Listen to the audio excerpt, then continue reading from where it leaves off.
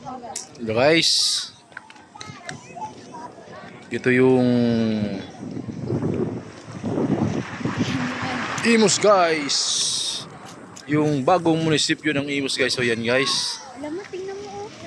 Ito yung mga ano guys, na stranded guys ng mga OFW guys. Ganyan sila guys. What are ito English? Yung eroplano nila guys. Hindi pa ano guys. Nasiraan daw ng kwan guys. Naubusan ng gasolina yung eroplano. Kaya na-stranded muna guys. Yan yan.